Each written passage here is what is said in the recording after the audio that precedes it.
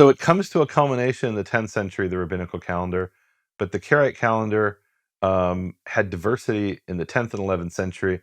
And I want to read you a message I got this morning. I Right. posted. I'm here at Cambridge, and I was standing on a bridge on the Cam River, which is Cambridge, right? So that was kind of cool.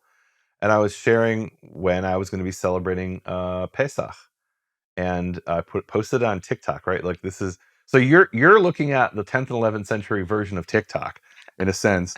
I posted on TikTok just a very I'll be doing it, Sunday night, April 17th, right? No big deal. Just people had asked me, and somebody writes, "You're a month late. Barley was Aviv, and there was enough ready for wave sheaf a month ago." So this is in 2022. And in your article, you bring examples of how this sort of dispute was raging in the 10th and 11th century.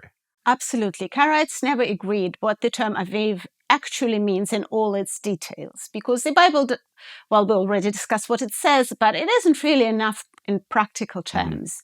If you go into the field and observing barley, as you know better than I do, you find barley in all sorts of different stages.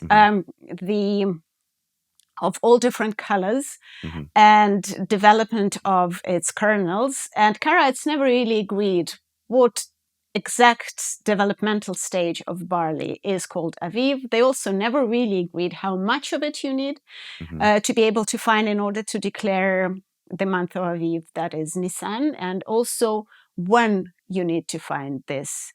Wow. So we've got three different things that you said there. I think there was the stage of development, the amount, how much you need to find, and also when, whether you need to find it before the beginning of the month or by the time of Passover. So let's talk about those three things. So there's a debate in these 10th, 11th century Karaite sources about which of these stages is Aviv. Is that right? Yes, there is a debate. Usually the ones they are debating is the green and doughy or pistachio or yellow. They are debating between these three. Okay, and they've never decided. Some are very sure that it's yellow. Some will accept the green and doughy. Some will say, well, all three is Aviv. It's all right as long as all three are there. So it's not that they didn't decide; there were different opinions. There were different opinions. It's not that one of them won.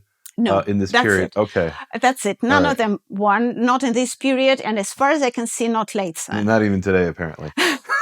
But okay. And but Karaites were open to diversity in this sense. Talk to me about that. That's fascinating. Karaites in general were open to individual interpretation and diversity of opinions, and they never said that there should be one opinion that everybody should be following. In Bible interpretation, in their legal texts, and in their calendar as well, they were open to this individual interpretation and diversity.